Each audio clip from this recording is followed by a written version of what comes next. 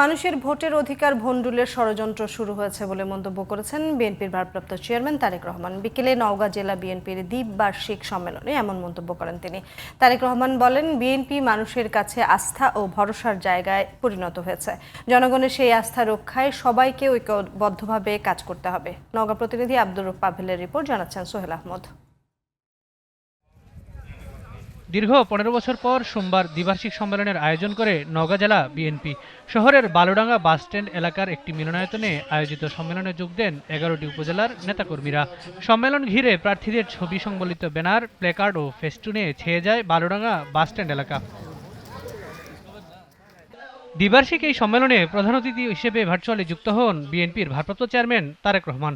বলেন, দেশ যাতে গণতান্ত্রিক অবস্থায় ফিরে আসতে না পারে, জনগণের ভোটের অধিকার বাস্তবায়িত না হয়, সেজন্য ষড়যন্ত্র চলছে। দেশ যাতে গণতান্ত্রিক অবস্থায় ফিরে আসতে না পারে, মানুষের ভোটের অধিকার যাতে বাস্তবায়িত হতে না পারে, সেইটাকেও ভুন্ডল করে দেওয়ার জন্য কিন্তু বিভিন্ন জায়গায় ষড়যন্ত্র চলছে, ষড়যন্ত্র শুরু হয়েছে।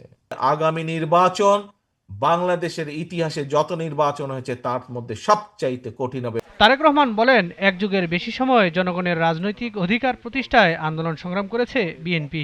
স্বৈরাচার আওয়ামী লীগ সরকার পতনের মধ্য দিয়ে এখন আন্দোলন সংগ্রামের দ্বিতীয় পর্ব শুরু হয়েছে। এখন দ্বিতীয় পর্ব শুরুর পালা। দ্বিতীয় পর্ব কি? যেই দাবি আমরা করে আসছিলাম গত এক যুগেরও বেশি সময় ধরে, কি ছিল সেই দাবি? সেই দাবি ছিল জনগণের রাজনৈতিক অধিকার প্রতিষ্ঠার দাবি। অর্থাৎ জনগণের দেশ এই বাংলাদেশ, কাজে এই দেশের মালিক এই দেশের ২০ কোটি জনগণ। এই দেশের ২০ কোটি জনগণের অধিকাংশ জনগণ যেভাবে মনে করবে দেশ সেভাবেই পরিচালিত হবে। স্বৈরাচারী আওয়ামী লীগ সরকার ক্ষমতায় টিকে থাকতে দেশের প্রত্যেকটি সেক্টর ধ্বংস করে দিয়েছিল বলে অভিযোগ করেন বিএনপির এই শীর্ষ নেতা। বলেন, সেই রাষ্ট্র সংস্কারে ৩১ দফা দিয়েছে বিএনপি।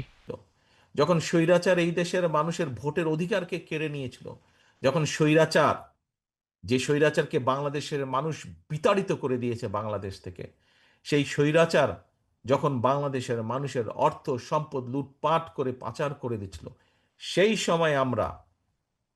সময় আমাদের দল বিএনপি বাংলাদেশের মানুষের সামনে এই ৩১ দফা উপস্থাপন করেছিল, রাষ্ট্র মেরামতের ৩১ দফা। মনে আছে আপনাদের? সম্মেলনে বক্তব্য রাখেন বিএনপির কেন্দ্রীয় নেতারা। নতুন বাংলাদেশ বিনির্মাণে দলের নেতাকর্মীদের ঐক্যবদ্ধ থাকার আহ্বান জানান তারা। Sohel Ahmed, GTV news.